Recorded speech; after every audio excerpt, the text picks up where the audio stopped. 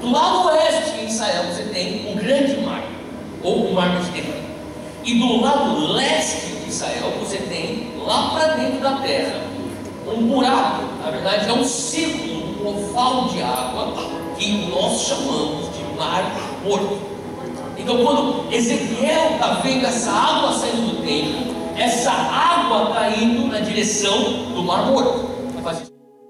Agora, por que esse corpo de água é chamado de morto? Talvez você saiba, talvez você não saiba, mas é um corpo de água com tanto sal. É um mar, na verdade é um lago gigante com tanto sal que não tem nem vida lá dentro. É impossível peixes ficarem lá dentro. Agora é importante você saber disso, porque aquela água que começou como uma coisa bem pequena, imperceptível, debaixo da porta, está correndo naquela direção. E este anjo no versículo 3, acompanha aí, ele vai para o lado leste com uma linha para medir na mão, e enquanto ele ia, ele mediu 500 metros e me levou pela água que batia no tornozelo. Então saca só, ele pega uma linha na porta, ele mede 500 metros e Ezequiel percebe. Quanto mais longe a água vai do templo, mais profunda ela está, mais intenso ela está. Agora, depois de 500 metros dessa água, que era algo imperceptível, pequeno, um fachozinho de água, daqui a pouco, 500 metros mais longe, está na altura do tornozelo. E daí esse homem chama ele para vir mais, versículo 4, ele mediu mais 500 metros e me levou pela água, e agora a gente está falando 1 quilômetro, fala comigo, 1 quilômetro. Então agora que está 1 quilômetro de distância do templo, e a água está aumentando, agora está aos joelhos. Ele não para aí, ele continua. Este anjo, ou este homem, versículo 4 ainda, fala que ele mediu mais 500, fala comigo, 1,5 quilômetro. E agora a água batia na cintura. Se isso não for suficiente, esse anjo continua chamando o profeta, me acompanha mais, vem 2 quilômetros. Versículo 5, ele mede mais 500, mas agora era um rio que eu não conseguia atravessar, porque a água havia aumentado e era tão profunda que só se podia atravessar a nado. Então quer dizer, ele está no momento agora onde não é mais tornozelo, não é mais a profundidade de joelho, não é mais cintura, 2 quilômetros de distância. Essa água está num nível onde a única opção que ele tem é nadar. Ele está completamente submerso na profundidade, a 2 quilômetros de distância de algo que começou tão pequenininho na porta do templo. Agora olha só, não para por aí, porque o anjo continua levando ele, e ele diz assim no versículo 7, depois dele levar ele para a margem do rio, ele fala assim, o profeta fala, quando eu ali cheguei, eu vi muitas árvores em cada lado do rio, e o anjo me disse, esta água flui na direção da região situada a leste, e desce até o Arabá, onde entra no mar. Ele está falando sobre o Mar Morto aqui. E quando essa água deságua no mar, a água ali é saneada. E por onde passar o rio haverá todo tipo de animais e de peixes, porque essa água flui para lá, para o Mar Morto, e saneia a água salgada, de modo que onde o rio fluir, tudo viverá. Pescadores estarão ao longo do litoral, desde o Enguede ao Englaim, haverá locais próprios para estender as redes. Os peixes, saca só, os peixes naquele mar morto serão de muitos tipos, como os peixes do mar Mediterrâneo. Agora, olha só, eu queria que você entendesse uma coisa. Ele está dizendo que essa água que está saindo do templo, que era algo bem pequeno, quando deságua no mar morto, começa a levar vida aonde existia morte. Agora, eu preciso da tua imaginação aqui, só um segundo. Se você puder, imagina que eu tenho um balde vazio, bem aqui nesse chão, um balde vazio. E na minha mão esquerda eu tenho água que eu peguei lá da praia, lá do mar. Fui lá na praia, peguei uma água, água salgada. E na minha mão direita eu tenho água que eu peguei da torneira ou do filtro. É uma água doce, purificada, limpa. E eu pego essas duas jarras e eu deposito as duas dentro deste balde. Que tipo de água eu tenho neste balde? Água doce ou água salgada? Salgada. Isso é natural. Faz sentido? Agora, o que é sobrenatural? O sobrenatural seria se eu pusesse água doce, água salgada e de repente eu tenho água doce. Concorda comigo? Você falaria, impossível, Theo. Isso desafia todas as leis que nós entendemos e aprendemos na escola. Mas é isso que o profeta está falando. O profeta fala sobre um reino, porque este rio que sai do templo representa um reino que é de trás para frente, um reino que é de ponta cabeça, um reino que não é natural, um reino que é sobrenatural, que transcende tudo aquilo que você enxerga, um reino que não se submete à ONU, a qualquer governo nessa terra. É o reino que Jesus veio trazer. Quando Jesus chega aqui na terra, a única coisa que ele está falando é reino de Deus. Ele vem inaugurar aquilo que foi interrompido em Gênesis 3. Você lembra do Éden, lá em Gênesis? Sabe, lá no Éden, Gênesis, era a expressão perfeita do céu na terra. Para pensar. É por isso que Jesus, quando ele chega aqui na terra, ele fala assim: olha, eu quero ensinar vocês. Lá no Sermão do Monte, ele diz: eu vou ensinar vocês a orarem. Quando vocês orarem, orem de tal maneira: Pai nosso que estás nos céus, vamos lá, santificado seja o teu nome. Que mais? Venha o quê? A nós o teu, seja feito o quê? Assim como. Tudo era isso. Para Jesus era isso. Se você for parar para pensar, todas as tuas orações tem essas frases que você acabou de orar como a espinha dorsal. Para pensar. A oração do Pai Nosso é a espinha dorsal de qualquer oração que você faz. Você pode pensar, até eu não oro. Eu deveria orar mais o Pai Nosso, mas de vez em quando eu não oro o Pai Nosso, porque eu estou numa situação que o Pai Nosso não vai me ajudar. Eu estou numa situação onde eu não tenho dinheiro. Eu abri o meu computador, eu estou vendo o meu extrato bancário, eu não tenho dinheiro para pagar as contas. Eu não estou aqui para orar o Pai Nosso. Eu estou orando Deus, pelo amor de Deus, me dá dinheiro para pagar minhas contas. Você acabou de orar o Pai Nosso. Como assim que eu orei o Pai Nosso? Você está falando, Deus, olha essa situação de falta. Venha a mim o teu reino. Seja feita a tua vontade, assim na terra como nos céus. O que quer dizer isso? No céu não tem escassez, no céu não tem falta, no céu tem provisão. Traz tua provisão aqui na terra, na minha conta, como já tem lá no céu. Quando você entra na tua casa e a tua casa é um pé de guerra, e você fala, cara, não aguento mais os meus pais quebrando pau, eu não aguento mais essa disfunção aqui na minha casa, e você fala assim, cara, eu só quero ter um pouco de paz, por favor, vocês conseguem parar de brigar? E você sai correndo para um quarto, você fala, Deus, me dá um pouco de paz. Você acabou de orar o Pai Nosso. Você está falando, Deus, no céu tem paz. Traz tua paz no meio desse conflito da minha terra, assim na minha casa como nos céus. Quando você se sente sozinho, depressivo, você está num canto, você está chorando, você começa a pensar, será que vale a pena eu continuar vivendo? Você está falando assim, Deus, me dá uma esperança. Você está orando o Pai Nosso. Faz sentido? Todas as orações. Quando você ora por cura, por alguém que é tua avó, teu irmão, tua mãe está enfermo, você está no hospital falando, Pai, cura a minha mãe, cura o meu pai, assim na terra como no céu. No céu existe saúde, na terra existe enfermidade. Neste momento traz a tua cura e invada o corpo do meu pai com a cura divina, assim aqui nesse hospital como já é no céu. Faz sentido? Tudo que Jesus falava tinha a ver com o reino invadindo a terra. O que Jesus veio como segundo Adão a fazer aqui era restaurar e pegar de onde tinha parado em Gênesis 3. Então quando você começa a entender Nessa ótica, Ezequiel 47, você começa a ver que Ezequiel 47 é uma visão da restauração de um templo.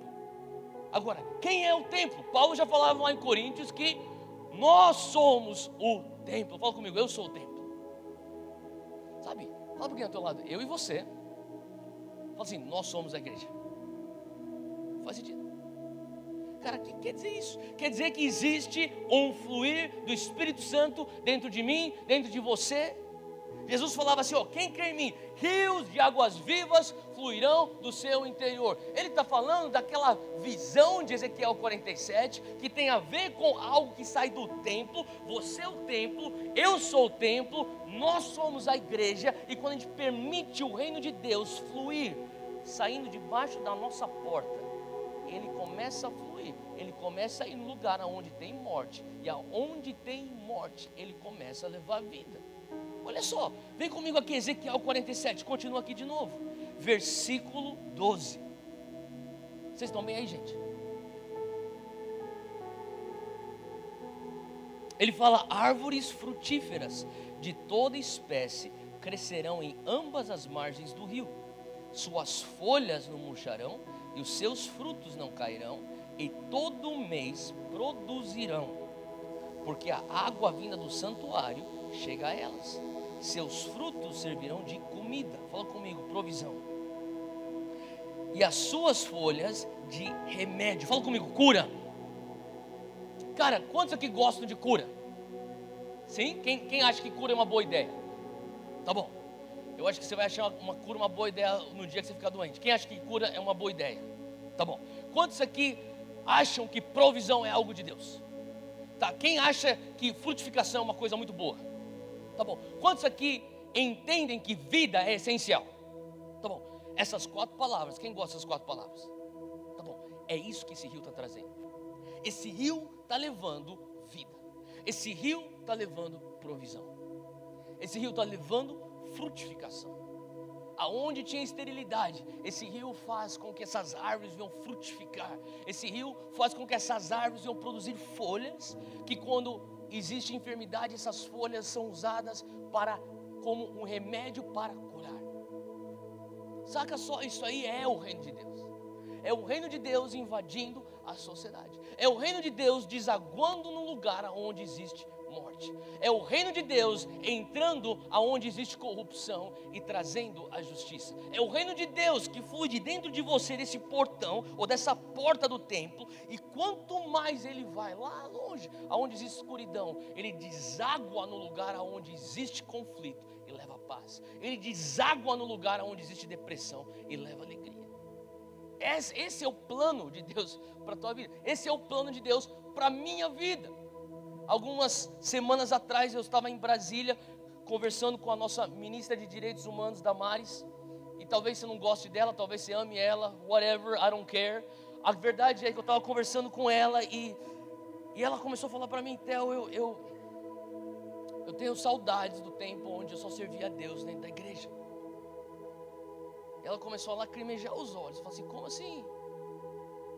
Eu falei, ministra, como assim? Ela falou assim, nossa, se os jovens, faz o favor, Theo, fala para os jovens evangélicos com quem você conversa, que eles estão num lugar que eles não têm a noção do privilégio que é servir a Deus na igreja. Eu falei, sério? Pô, na igreja? Ah, é tão gostoso, você está lá onde todo mundo louva a Deus. Tão gostoso, onde você sente a presença de Deus, onde você pode erguer suas mãos, você pode chorar, você pode ajoelhar, você pode escutar a palavra, você pode ir para frente no apelo, você pode contribuir com suas ofertas. Ah, é tão lindo, você tem comunhão, você abraça as pessoas. Ah, é tão gostoso, Theo. Mas eu entendi que Deus estava me pedindo para eu ir para o lugar onde existia dor. Eu entendi que Deus estava me chamando para um lugar onde existia escuridão. Theo, eu estou fazendo a obra do reino, mas como eu tenho saudade daquele tempo onde eu servia só como uma pastora dentro das 4 paredes da igreja. Eu fiquei escutando isso dela. Eu fiquei falando, Deus, eu sou um pastor, eu sirvo o Senhor dentro das 4 paredes da igreja. Mas eu comecei a entender que, sabe, nós somos a eclesia. Fala comigo, eclesia. O que significa, literalmente, a raiz da palavra é os chamados para fora. Sabe, como igreja, eclesia, que significa igreja, o nosso propósito é representar o reino de Deus e levar a esperança do Rei dos Seis, o amor do Rei dos Seis, para o lugar onde não existe esperança, nem amor, nem paz, nem alegria no Espírito Santo. Faz sentido? Eu falei, ministra, como que a senhora está? Ela falou assim, eu tenho medo. E obviamente eu perguntei para ela se eu poderia compartilhar essa conversa em público. Ela falou assim, não, pode falar. Eu falei, por que a senhora está com medo? Ela falou assim, porque eu tenho medo. Porque eu comecei a entender que hoje existe uma janela aberta para a igreja fazer a diferença. E eu comecei a entender que é mais fácil você ser contra algo do que você ser a favor de algo. É mais fácil você ser oposição do que você estar no lado da construção. Porque quando você está no lado da construção, você vai ter que mostrar resultados. E eu estou iniciando algo, e eu estou falando, Deus me usa para mostrar resultados. E usa a igreja para mostrar resultados. E ela começou a falar algumas coisas, eu comecei a pensar. Sabe, eu e Júnia, nós temos tido a oportunidade de estar ministrando a palavra de Deus, não só na nossa igreja, mas em alguns lugares. E só... Todas as vezes que a gente tem saído para ministrar, e eu estou fora quase todo final de semana, na verdade, essa aqui é a meu último compromisso de ministração fora da minha igreja este ano, dentro do Brasil. Eu tenho mais uma internacional, e daí eu termino o ano. Só nesse ano foram 15 países diferentes, e todos os lugares que tenham ido. Antes de eu ir embora, eu e Júnior, a gente tem uma tradição, a gente senta com os nossos 2 filhos, o Zeke de 4, o Coa de 2 anos, a gente ora junto com uma família, e eles não entendem exatamente o que está acontecendo, mas só que a gente tenta, de alguma maneira, protegê-los de tantas viagens que nós estamos sentindo de Deus que nós temos que estar fazendo nesse momento.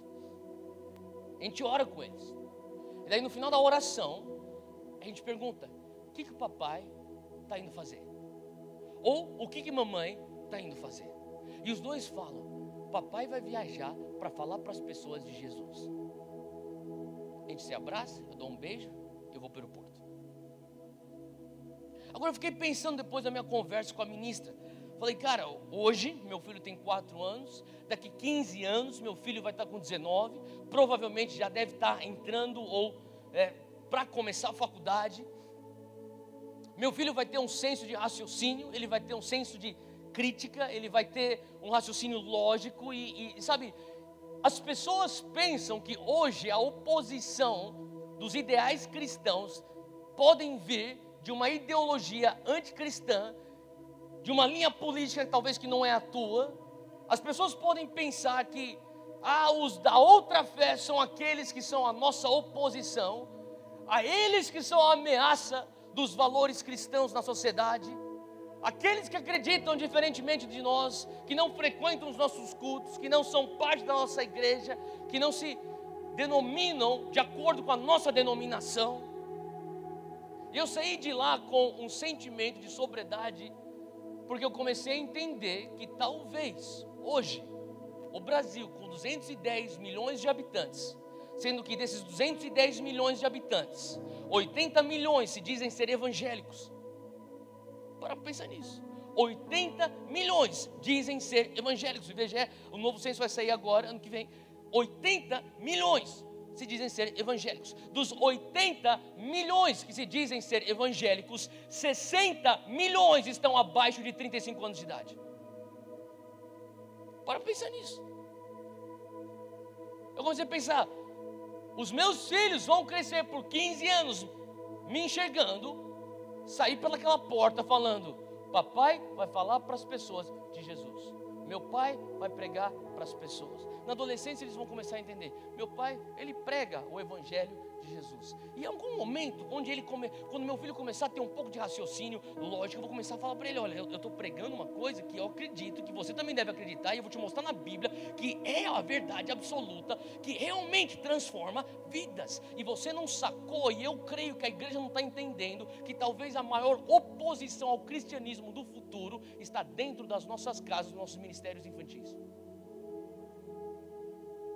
Porque se nós não mostrarmos que realmente esse evangelho transforma sociedades, se nós não mostrarmos que verdadeiramente esse evangelho leva a paz aonde existe conflito, se nós não mostrarmos que esse evangelho leva a cura aonde existe enfermidade, aonde existe um coração quebrantado, se nós não mostrarmos que esse evangelho leva a justiça aonde existe corrupção, os nossos filhos vão ter as provas necessárias para falar: para que eu vou acreditar nisso? Vocês com 80 milhões não deram um jeito nisso? Obviamente, então, o que está errado é aquilo que você acredita, porque eu acho você gente boa, você me ama, eu amo você, você é uma pessoa boa, então a única coisa que resta é a autenticidade ou a eficiência da mensagem que você prega. Faz sentido? Nós temos um arsenal e um exército de crianças. Alguém me perguntou outro dia, numa entrevista de um podcast: Theo, o que você faria diferente quando você chegou no Brasil há 11 anos atrás para começar o Dunamis? Eu pensei, o que eu faria diferente? Faria muitas coisas diferentes, mas de uma maneira geral, o que eu faria diferente é: eu talvez não abordaria mais as universidades. Em vez de tentar alcançar as universidades, eu alcançaria ensino médio. E daí eu parei para pensar no meio da minha resposta: não. Sabe o que eu faria diferente? Talvez a única coisa que eu faria hoje, se eu tivesse o conhecimento que eu tenho hoje, há 10 ou 11 anos atrás, é ministério infantil. E daí o Senhor começou a trazer uma convicção no meu espírito. Isso aqui eu estou falando meio que fora do script, tá? Tudo bem, gente? O Senhor começou a trazer uma convicção no meu espírito. Você, como pastor sênior da igreja Monte Sião, sim, Deus, quanto que você gasta para o ministério de jovens? X por ano. Esse é o nosso orçamento anual. Quanto que você está depositando para o ministério infantil? Não é o X. 2020 o Espírito Santo falou comigo: muda isso. Você tem que começar a investir nas crianças para dar para elas uma educação cristã, aonde elas vão conseguir ser o agente de transformação do reino de Deus na sociedade. Sabe, chega daquele negócio de ser: ministério infantil é babá evangélica. Vai lá, colore aí Davi e Golias aí no papel e faz sentido. Não existe Espírito Santo Júnior. O mesmo Espírito Santo que habita dentro de mim é o mesmo Espírito Santo que ressuscitou Jesus Cristo dos mortos. É o mesmo Espírito Santo que está dentro de uma criança que aos 6 anos de idade repete a oração: entra no meu coração, Jesus, eu quero nascer de novo. Se o Espírito Santo consegue curar pessoas através das minhas mãos, ele tem que curar pessoas através das mãos do meu filho. Se o Espírito Santo consegue tomar minha boca em profecia, porque ele não pode tomar então a boca muito mais pura de uma criança em profecia? Faz sentido.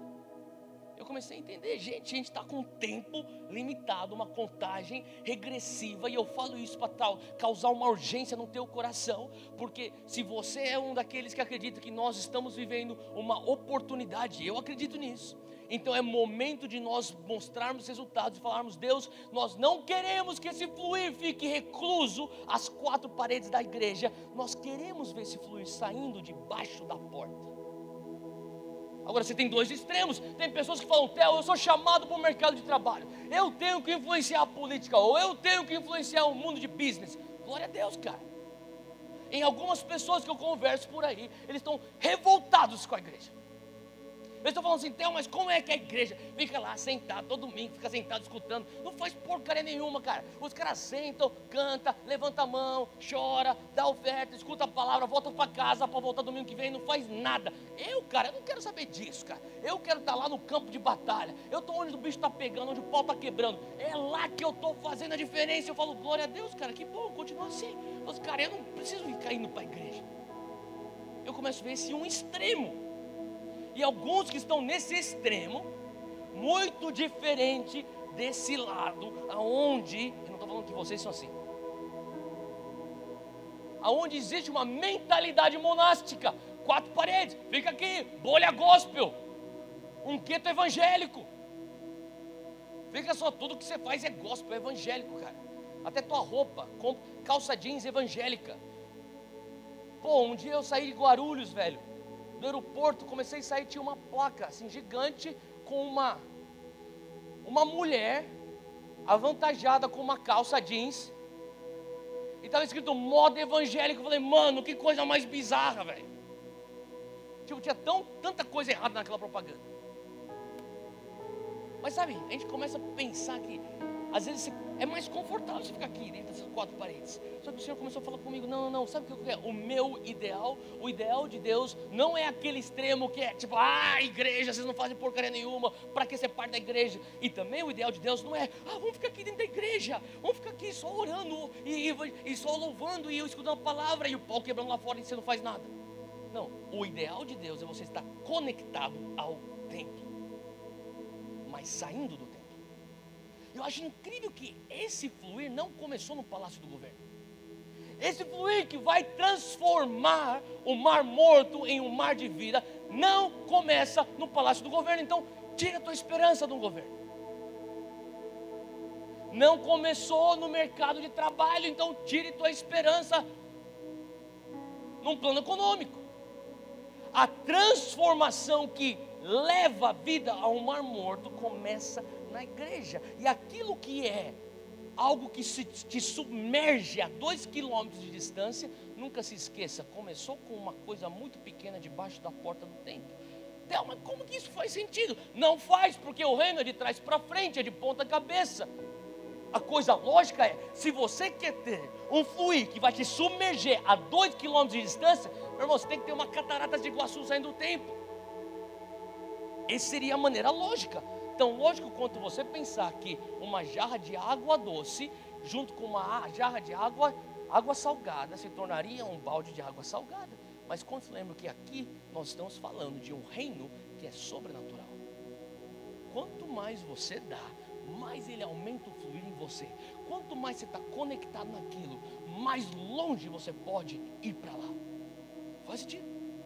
E quando eu começo a ver, Jesus, ele era a encarnação desse reino. Na verdade, Jesus é o rei. Concorda comigo?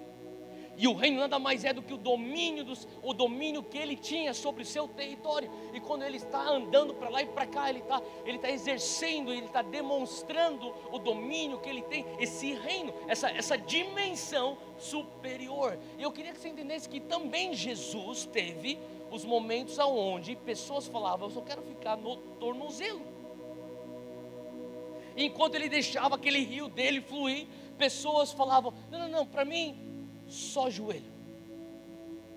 E ele fluía mais, e alguns falavam, não, para mim, só cintura. E tinham poucos que diziam, eu quero estar completamente submerso no teu rio. Fala comigo, tornozelo. Vamos lá, tornozelo, gente. Aê, vamos embora. Está comigo, gente? Vamos lá, Mateus 9, abre comigo, rapidinho. O que são pessoas que se contentam com o tornozelo? A profundidade de tornozelo. Quando Jesus estava aqui na terra, ele estava fluindo e pessoas tinham contato com aquela coisa incrível que era Jesus. Mateus 9, versículo 8 diz assim, 9, 8. E a multidão, fala comigo, multidão, vendo isso, maravilhou-se e glorificou a Deus que dera tal poder aos homens. Pula para Mateus 12, 3 capítulos para frente, versículo 15, Mateus 12, 15, diz assim, Jesus, sabendo isso, retirou-se dali e acompanhou ele uma grande multidão de gente, e ele curou a todos. Mateus 13, próximo capítulo, versículo 34, olha só o que está acontecendo aqui, tudo isso, disse Jesus por parábolas à multidão. Fala comigo, multidão. E nada Jesus lhes falava sem parábolas. Cara, Jesus está curando pessoas, tinha uma multidão. Jesus está fazendo um milagre, tinha uma multidão. Jesus está pregando, tinha uma multidão. O que são pessoas na multidão? Pessoas na multidão são pessoas que se contentam com andar com Jesus a nível de tornozelo. Eu vou te dar um exemplo. Você é de Niterói, maioria, sim? Tá, então vocês têm praias lindas, que nem Itacoatiara. E quando eu vinha para entrar com a tiara. Uma vez eu vim, a primeira vez que eu vim, há anos atrás, eu vim com uns 2 amigos paulistas e 2 amigos que eram daqui do Rio de Janeiro. A gente foi junto. E quando eu lembro que eu cheguei, cara, você tá ligado, paulista, quando vê a praia, né? Fica tipo, Cara, quando o paulista vê a praia, ele põe as coisas na areia e sai correndo para a água, tipo, água! Eu lembro que, sabe, quando eu vou para a praia, normalmente eu deixo minhas coisas na areia, eu vou para onde está a água vindo e eu vejo a onda vindo e indo, vindo e indo. E a água bate no meu tornozelo. E de vez em quando eu estou com alguém e você fala assim, cara, a água está boa, né? A água está gostosa. E se você não quer entrar na água, você talvez fale assim, cara, vamos só caminhar, vamos andar um pouquinho para lá. E você começa a andar, e você começa a sentir a água batendo no teu tornozelo, e a água indo. E a água batendo no teu tornozelo, e a água indo. E eu começo a ver que muitas pessoas têm esse tipo de experiência com o reino de Deus. Cara, cola aqui num culto. Você fala assim, uau, coisa linda, cara. E você fica lá atrás, você põe suas coisas lá na areia, e você fica lá, você fala, uau, tá batendo no tornozelo, tá boa, tá gostoso. Pensei que vocês eram muito mais esquisitos do que isso. Mas vocês até que são normais. E essa parada de louvor é legal, cara. O que o cara está falando faz um pouco de sentido. E as pessoas estavam assim com Jesus. Uau, essas parábolas, cara, eu nunca escutei uma coisa dessa. Que? A pessoa foi curada? Uau, o ouvido do cara foi aberto. E aquilo atraía multidão. Só que a coisa doida de multidão é que quando a água bate no teu tornozelo, você ainda tem praticamente total controle do teu andar. Se você está caminhando para lá e você fala, não, vou voltar para cá. Você dá 180 graus e você vai onde você quer. Se você está aqui e você fala assim, quero voltar para a areia. Você volta, porque no final de tudo, você tem autonomia dos teus pés. E eu vejo pessoas na multidão. Cara, que maneiro esse negócio. Vou lá para aquela tal de conferência, Duna. Vou lá, vou experimentar esse negócio. Pô, que da hora, velho. Senti umas paradas doidas. Vi os caras chorando. Fiquei todo arrepiado. Escutei umas coisas maneiras. Pô, parece coach, né? Mas não é coach. Ah, tá. As pessoas estavam assim com Jesus, cara. Eles iam, porque Jesus está pregando há 4 horas, falando parábolas, e o cara senta. E aí, meu irmão, o que está acontecendo? Pô, velho, aquele cara lá, o filho de José, o cara está falando faz 4 horas aí, irmão, umas paradas muito loucas, velho. Sério mesmo. E o cara fica 1 hora, fica 1h30, depois ele fala assim, mano, tem que pegar meus filhos lá no colégio. Valeu, fui. Daí outro dia o cara para, tem uma multidão, e o cara pergunta para o amigo dele, o que está acontecendo aí? Cara, aquele Jesus está curando pessoas. O cara já curou 84 cegos. 84? Olha lá. 85. 86. Caraca, velho. 90. Pô, mano, já vi 7. Valeu, mano. Vou lá pegar o jogo do Flamengo. E o cara vaza, porque você tem autonomia no teu andar. Porque a água está no teu tornozelo. E tem uma multidão que um dia eles estão lá. Uau, Jesus. E outro dia eles estão. Crucificam. Multidão. Agora, da multidão, o anjo fala para Ezequiel, mais 500. Esse rio quer te chamar para você acompanhá-lo por mais 500. E quando chega a mais 500, nós estamos falando de joelhos. Fala comigo, joelhos. E você começa a enxergar que na palavra existiam pessoas, abre comigo Mateus 17, que eles se destacavam da multidão. Eles falavam, Jesus, eu não quero ficar só no tornozelo, eu quero chegar na profundidade de joelhos. E em Mateus 17, versículo 14, diz assim, isso aqui é a história de um pai que tinha um filho epiléptico. E ele fala assim, quando chegaram onde estava a multidão, fala comigo, multidão. Olha só, a multidão está lá. Ela nunca larga Jesus. Um homem aproximou-se de Jesus. Olha só que coisa doida. Para pensar nesse versículo, tem uma multidão e tem um homem que fala, eu não quero ficar só na multidão. Ele se destaca da multidão e fala, eu vou atrás de Jesus. E ele, um homem, toma uma decisão, se destacando da multidão, se diferenciando do tornozelo. E aqui no versículo 14 fala que ele ajoelhou-se diante dele e disse: Senhor, tem misericórdia do meu filho, ele tem ataques e está sofrendo muito. Para comigo aí, vai comigo em Mateus 8, lá para trás, Mateus 8, versículo 1, um outro exemplo. Agora esse aqui é de um homem que é leproso. Mateus 8, versículo 1, quando Jesus desceu do monte, grandes multidões o seguiam. Novamente, as multidões sempre estavam lá. Um leproso aproximando-se de Jesus. Olha só que coisa doida. Esse leproso, ele se destaca da multidão, ele se aproxima de Jesus. E a palavra diz aqui em Mateus 8:2, aproximando-se de Jesus, adorou de joelhos e disse: Senhor, se quiseres, podes purificar-me. Ele chega de joelhos a Jesus. Sabe, a evolução do tornozelo é você ir vir mais 500 metros a chegar então no joelho. O que é você chegar no joelho? Olha só essa outra referência. Abre aqui comigo, Marcos 10. Marcos 10, versículo 17. Rapidinho, Marcos 10, versículo 17. Diz aqui sobre um endemoniado. Fala aqui que quando Jesus, desculpa, isso aqui é sobre o jovem rico. Quando Jesus ia saindo, um homem correu em sua direção e se pôs de joelhos diante dele. Ele perguntou: bom mestre, que farei para herdar a vida eterna? Sabe, quando você chega no nível aonde você fala: eu quero experimentar esse rio na altura do joelho, você está chegando no nível onde você fala: olha, eu reconheço que eu sou carente. Eu reconheço que eu não me contento com só multidão, ter um pouquinho de contato com a água do rio. Tá legal, tá gostoso, tá maneiro, mas isso aqui não tá me saciando, cara. Porque eu tenho umas paradas que são tipo complicadas, tá ligado? Eu tenho doenças, eu tenho umas disfunções lá em casa. Eu tenho cara, eu tenho um filho que é endemoniado. Eu tenho uma doença terminal. Eu tenho tudo que eu preciso nessa vida e eu não tenho significado de vida.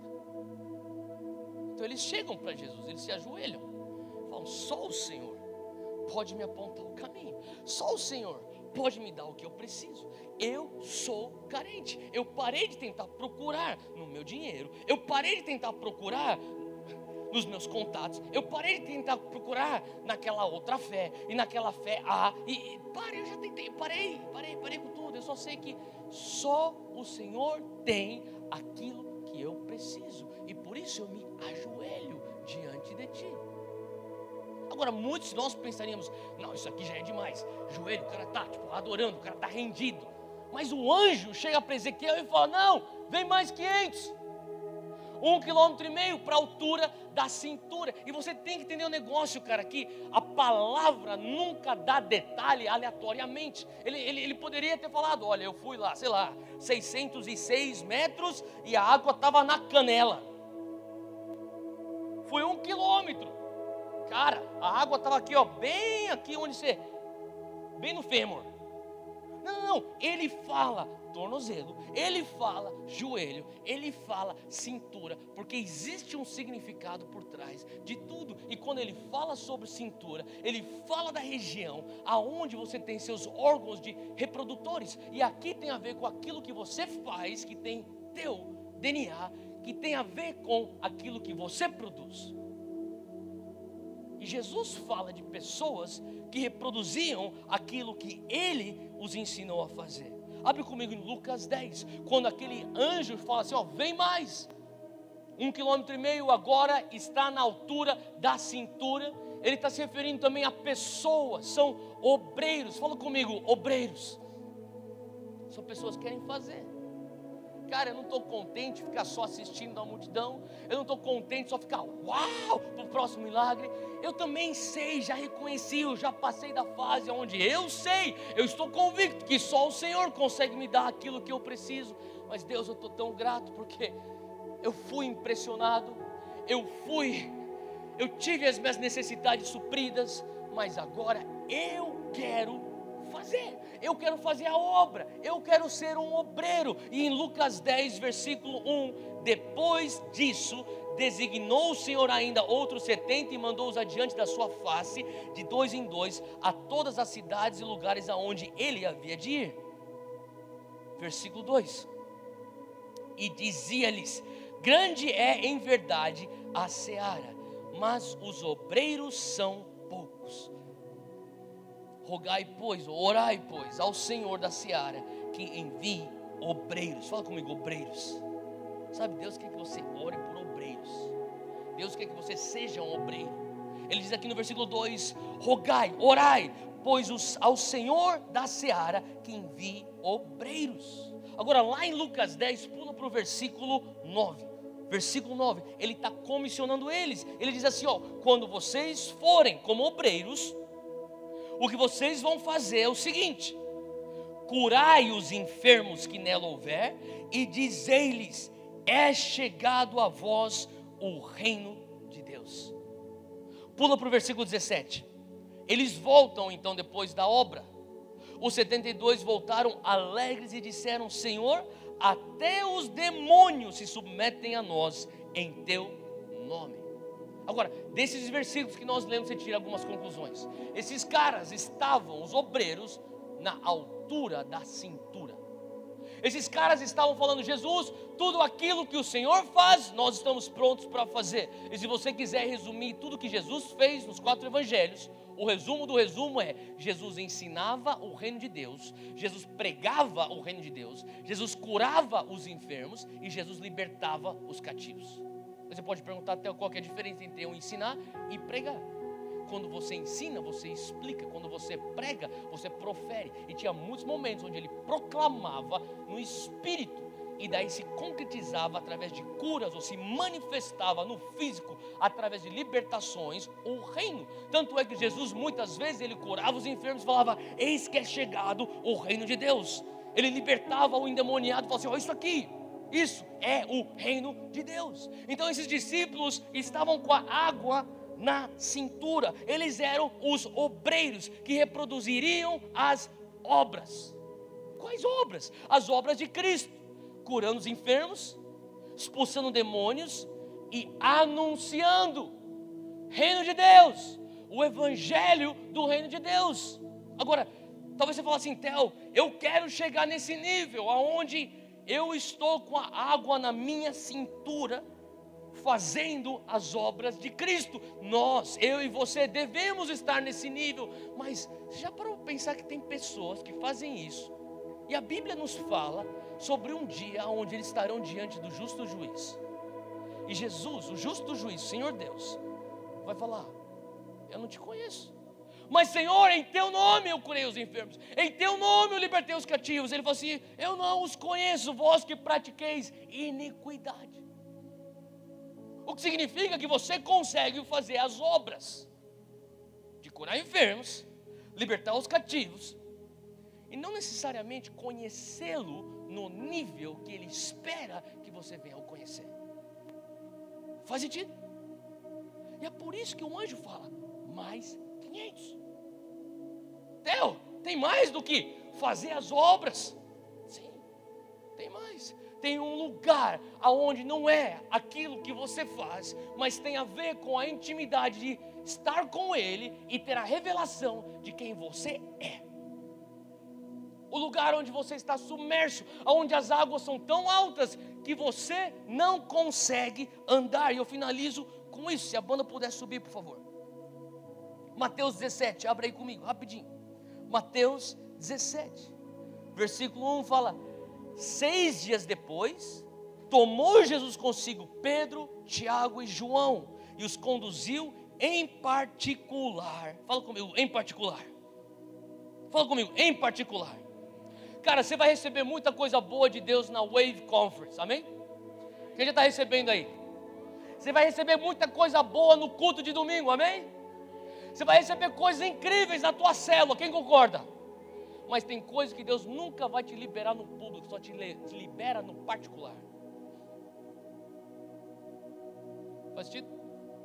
Estava conversando com um amigo meu que escreveu uma música que nego está cantando para tudo quanto é canto no Brasil. O nome dele é Brunão.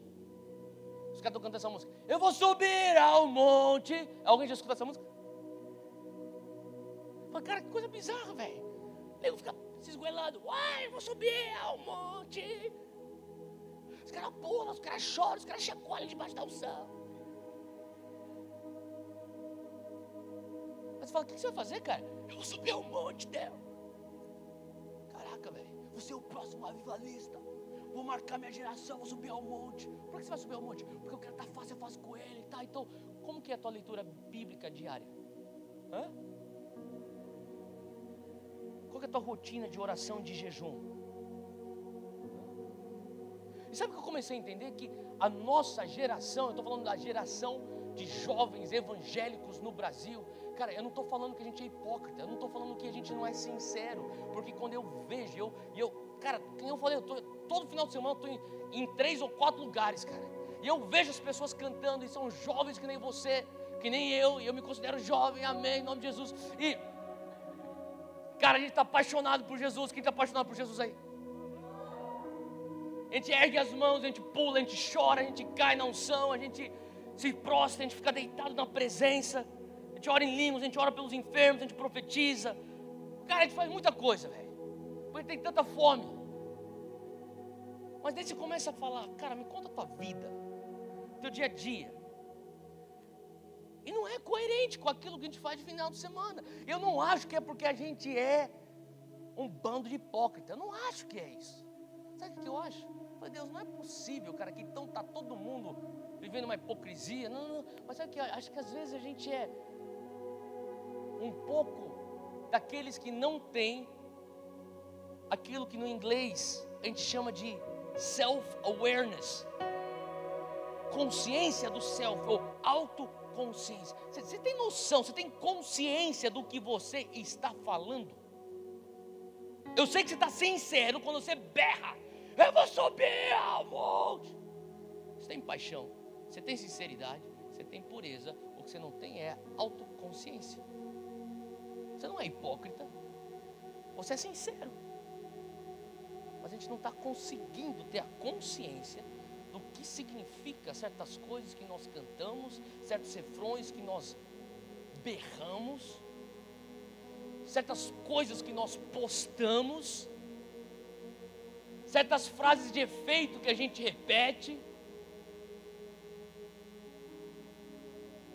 Não é tão glamuroso você estar no particular. Não é tão glamuroso você achar o teu cantinho na tua casa, o teu lugar secreto. Cara, quando você está naquele teu lugar secreto, você não tem uma banda maneira tocando, fazendo fundo para você. Quando você está naquele teu lugar secreto, você não tem, talvez a tela LED com todos aqueles efeitos que te não. Às vezes tem que ser no seco. Às vezes você sente, às vezes você não sente. Às vezes você tem vontade, às vezes você não quer fazer, mas quando você fala, Deus, eu me comprometo para construir um histórico contigo no particular. É o que nós estamos falando sobre essa altura, essa profundidade, aonde você não tem como andar. Não está mais na tua cintura, não está mais no teu joelho, não está mais com certeza só no teu tornozelo. Está num lugar, num alto monte, onde Jesus te leva. E onde Jesus te leva, versículo 2, transfigurou-se diante deles, e o seu rosto resplandeceu como o sol, e as suas vestes se tornaram brancas como a luz.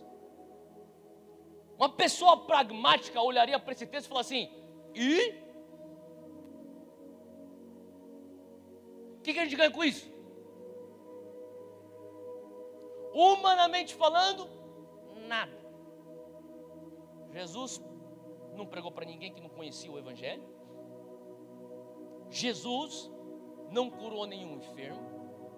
Jesus não proveu para ninguém que estava necessitado. Ele simplesmente se transfigurou. Jesus, por que o Senhor se transfiguraria? Porque Ele é Deus, Ele faz o que Ele quiser. 2, Porque ele está diante de amigos, os íntimos, que não estão lá por aquilo que eles vão poder fazer. Sabe, eu estou sentindo Deus falando. O Senhor falou comigo: Theo, eu não quero que você me busque só para você ter unção para a tua próxima ministração. Bora pensar nisso, cara. Pai, eu vou pregar, eu quero orar. Sabe, que bom que você quer orar antes de você pregar. Você deve orar. Mas Ele está te chamando para um lugar mais profundo. Ele não quer que você ore porque você vai começar uma empresa. Ele não quer que você ore porque você está cogitando sair para candidato. Ele não quer que você ore porque você é um pai, você é uma mãe e está querendo sabedoria para criar teus filhos. Isso é óbvio, você deve orar por isso. Ele não quer que você ore porque você vai ter que liderar o louvor na próxima célula e você está inseguro e você quer ter a unção. Ore por isso, sim, ore. Mas cara, você tem que chegar num ponto onde você vai simplesmente estar na presença dele, não porque você quer uma transação. Olha aqui, Deus, eu te dou minhas lágrimas, eu te dou meu tempo, eu estou sacrificando o Netflix, eu estou sacrificando o Instagram, mas cara, me dá unção, vamos fazer uma transação. Não, este nível é mais profundo. Este nível é o nível aonde ele consegue simplesmente ficar à vontade, porque você já pagou o preço de construir um histórico no particular com ele. Ele fala: deixa eu te mostrar uma coisa que você nunca viu. Assim como amigos fazem, deixa eu te mostrar um segredo. Humanamente falando, qual que é o ganho? Ele simplesmente queria mostrar uma outra faceta de quem ele era. De tal maneira que apareceu Moisés, Elias, versículo 3, falando com ele.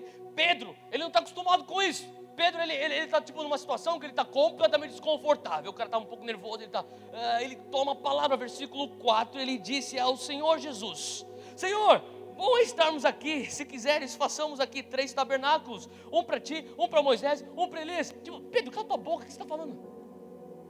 Ele está tão tipo, que bom que ele está aqui. Vou fazer 3 tabernáculos. E Deus interrompe Pedro. Olha só o versículo 5. E estando ele ainda a falar, eis que uma nuvem luminosa os cobriu, e da nuvem sai uma voz que dizia: Este é o meu filho, em quem me comprazo. Ele não fala: esse aqui é Jesus que faz milagres, esse aqui é Jesus que prega pra caramba, esse aqui é Jesus, cara. Aí o cara multiplica pão. Você está num nível onde não é o que você faz, é um nível onde o que conta é a revelação de quem você é. Este é meu filho, eu amo ele. Enquanto eles estão escutando isso, Jesus fala: vocês são meus amigos, eu amo você, porque eu estou mostrando uma faceta de mim que eu reservei aos amigos íntimos.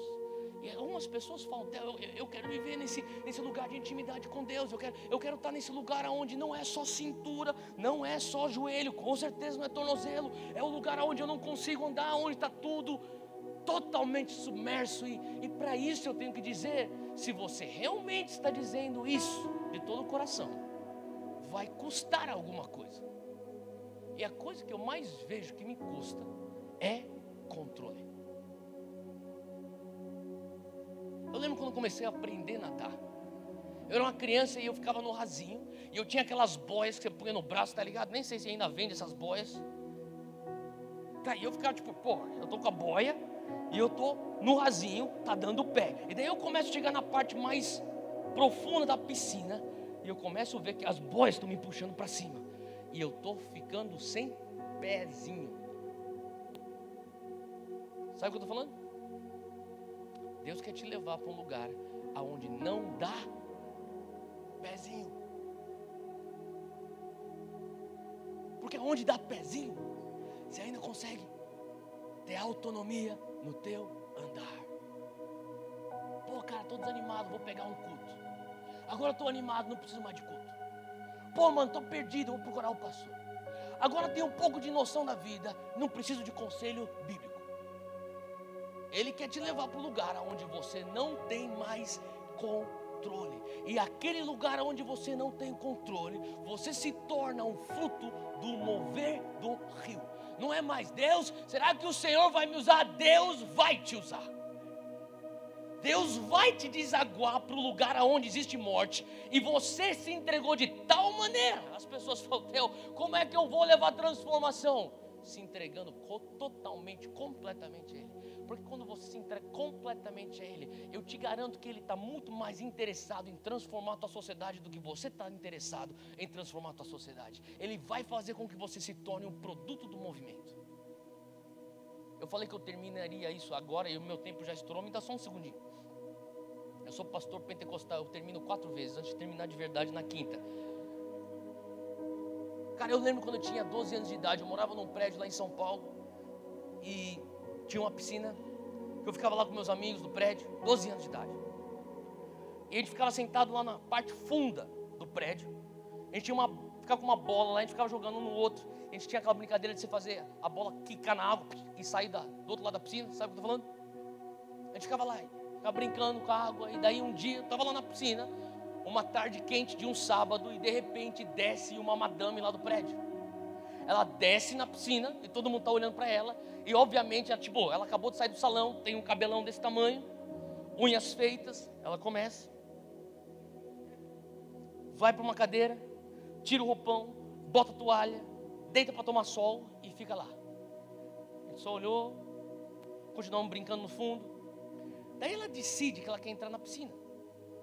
Daí ela sai da cadeira, ela começa bem naquela parte da piscina que é rasinho, que você entra, você põe o pé, vai descendo os degraus, e daí ela começa a ir para o mais fundo, joelho, cintura, está aqui no abdômen dela, e ela fala assim para o pessoal do fundão: meninos, não me molhem, estou passando.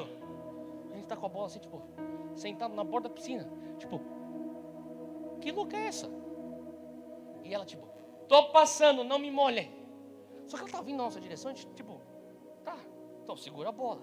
E de repente chegou no lugar aonde não dava pezinho. Só que ela tinha acabado de sair do salão. Então o que ela fez? Ela começou a nadar. Para não molhar o cabelo. Quem já viu alguém fazendo isso? É ridículo. Eu lembro, tinha 12 anos de idade, e falava assim, cara, que ridículo. Daí outro dia eu estava lendo esse versículo de Ezequiel 47, versículo 12, o Senhor falou comigo: lembra daquela madame, aquela perua do 22? Não era ridícula? Ridículo, Deus. Está cheio disso na minha igreja. Como assim, Deus? Pessoas que querem viver a profundidade de Deus, mas não querem perder sua dignidade.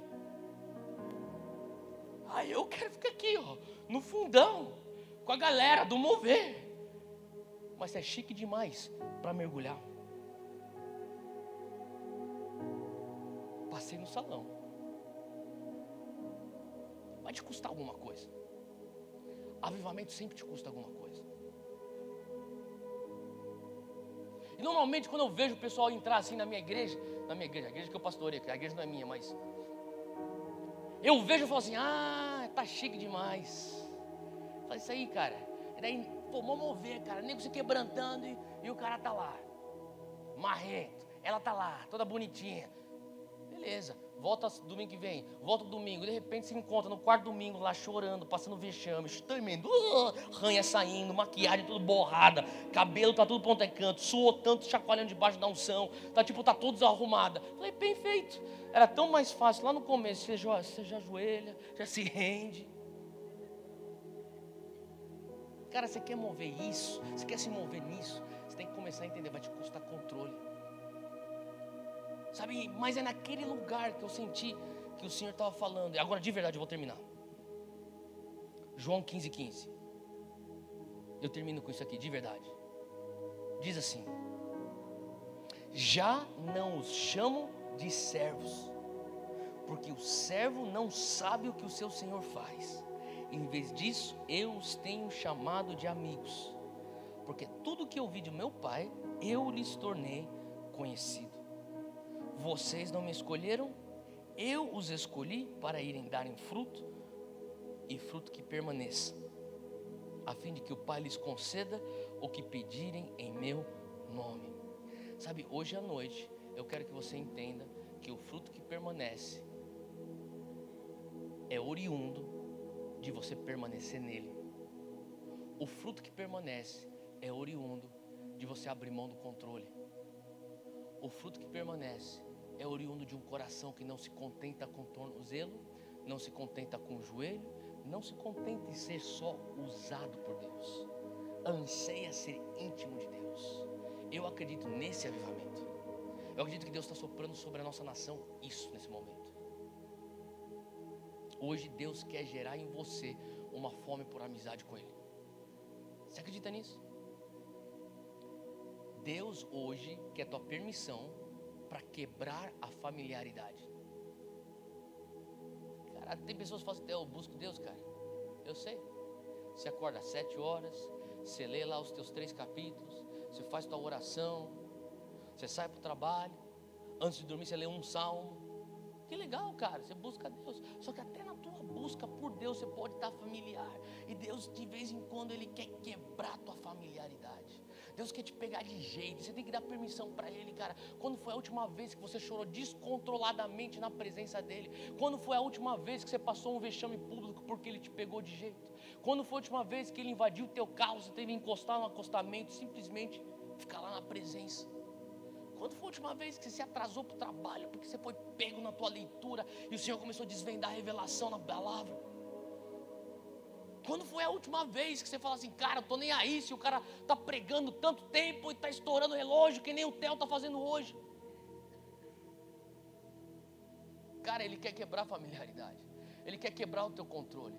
Você desenvolve corrimões. Eu comecei a ver que eu desenvolvo corrimões, onde eu seguro na minha busca por Deus. Deus, eu consigo fazer isso. Contanto que eu tenho esse corrimão. E de vez em quando Ele quer arrancar esse corrimão. Eu falo, e aí, Deus? E parece que você voltou lá pro beabá do evangelho, onde você não sabia que era o quê. Cara, que nem ontem, anteontem, eu estava na fazenda do Dunamis gravando aulas. E daí aparece um cara, falou assim, e um pastor falou assim, Theo, trouxe um cara aí que eu peguei lá no culto. Falei, quem é esse cara aí? O cara entrou, falei, me conta a história. Falei assim, Theo, eu assisti teus vídeos no YouTube, descobri onde era a igreja. Tinha um amigo meu que era evangélico da faculdade. Uma vez eu fiz a oração da salvação com ele, mas nunca pisei dentro de uma igreja evangélica. Eu entrei num culto, era culto de batismo. Eu olhei para o povo e falei assim, eu quero entrar nas águas. Daí eu fui, procurei um pastor, o pastor me deu uma aula rapidinha de batismo, Os caras já me batizaram nas águas. Eu saí das águas, fui me trocar. Quando eu me troquei, peguei o culto das 7, ele estava no culto das 4. Falei, cara, eu quero mais, velho. Ele falou assim, será que eu consigo ser batizado no culto das 7 de novo? Ele voltou para o culto das 7, ele nunca tinha pisado dentro de uma igreja evangélica. Daí ele falou assim, eu quero ser batizado. O pessoal, não, você já foi batizado. Ah, não pode ser 2 vezes? Não, não precisa, já foi batizado, já aconteceu o que tinha que acontecer. Tá bom, daí ele ficou lá. Falou assim, de repente alguém falou, batismo no Espírito Santo. Eu falei, o que é isso? É outro tipo de batismo? Eu quero esse também.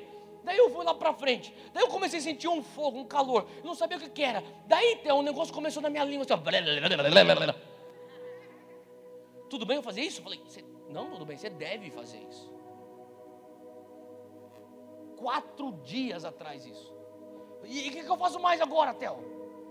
Outro dia eu estava passando, eu saí da igreja, tinha um motoqueiro que foi acidentado. E ele falou assim, ele se envolveu com Nova Era antes. Daí eu falei, eu acho que eu tenho que orar por cura, que você falou que tinha que orar por cura. Eu falei assim, eu mando energias agora. Falei, mano, tipo Hadouken? É, tipo Hadouken. Falei, tá bom, cara, é um bom começo, velho. Cara, Deus está com pressa.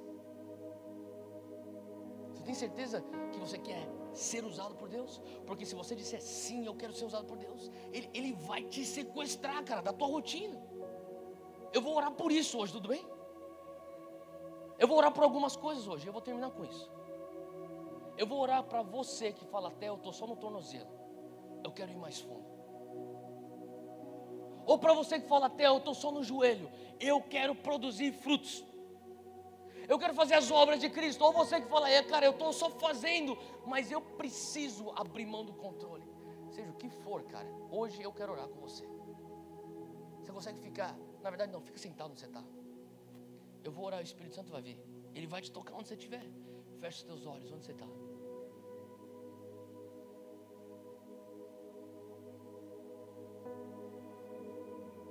Você não precisa nem orar, só recebe. Foca na presença dele. O Espírito Santo já está aqui. Espírito Santo, nós te agradecemos pela tua presença nesse lugar. Eu peço que o Senhor venha intensificar a tua presença nesse momento. Toca-nos agora. Vem, Espírito Santo.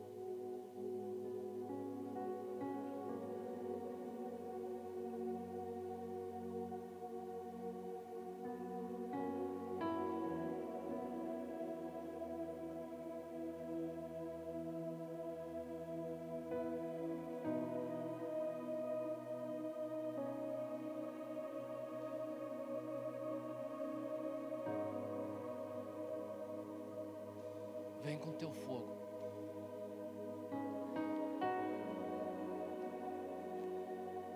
Vem com teu vento. Vem, Senhor, com teu toque de poder.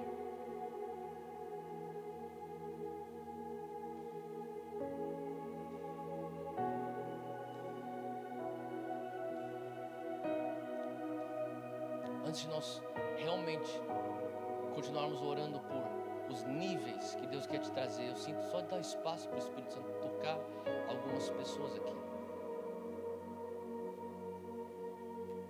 Eu sinto de Deus que a palavra fala que o justo ele vive por fé. O justo não vive por sentimentos, mas sentimentos não é algo errado. Deus usa sentimentos. Eu sinto que mesmo nessa noite o Senhor vai querer tocar algumas pessoas fisicamente. Você vai sentir o fogo do Espírito Santo no teu corpo, um calor no teu corpo. É o toque físico de Deus. Talvez você esteja sentindo um tremor de Deus, um tremor no corpo. Você não sabe nem se é de Deus. Eu estou te falando, é de Deus. É o Espírito Santo te dando uma evidência física que Ele está te tocando. Talvez você sinta eletricidade em alguma área do teu corpo. É como se fosse choque ou arrepios. Você fala, cara, o que é isso? É o Espírito Santo. Às vezes você vai ficar pensando, questionando. Deixa eu falar, só se entrega ao mover do Espírito. Abra mão do controle. Espírito Santo, eu te peço que o Senhor intensifique agora o teu toque. Mais Deus. Mais Deus. Sopra sobre esse lugar. Mais Deus.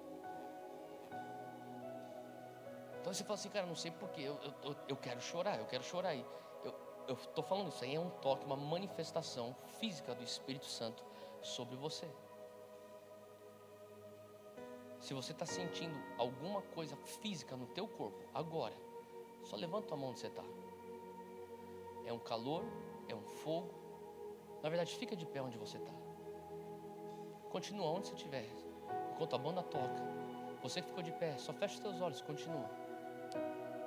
Mais Espírito Santo.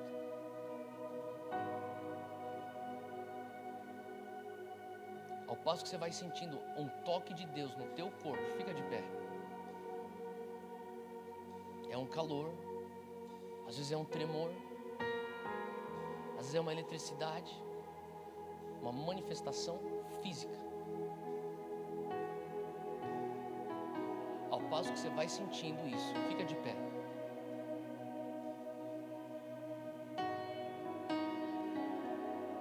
Mais Deus. O Espírito Santo está se movendo. E ao você ficar de pé, só fecha os teus olhos, esqueça quem está do teu lado. Permita com que Ele venha soprar sobre você.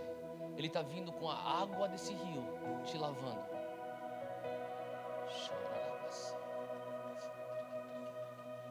Mais Deus. Você que está de pé, só abra suas mãos como se recebendo algo de Deus. Pai, eu peço que o Senhor intensifique o teu toque agora sobre essas pessoas. Dobra, Senhor Deus, mais Deus.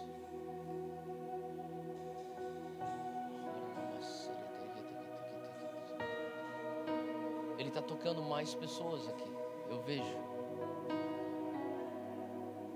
Isso que você está sentindo é a presença do Espírito Santo.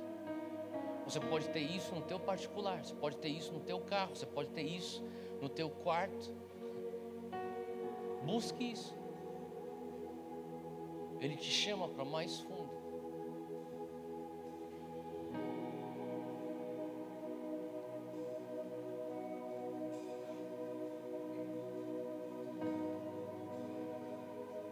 Agora, o restante, vamos todos ficar de pé. E nesse momento a gente vai cantar mais uma canção. E nessa canção, só foca no Espírito Santo agora. É você e ele. Esquece quem está aqui na frente. Esquece quem está do teu lado. Olha só para ele. Fecha os teus olhos.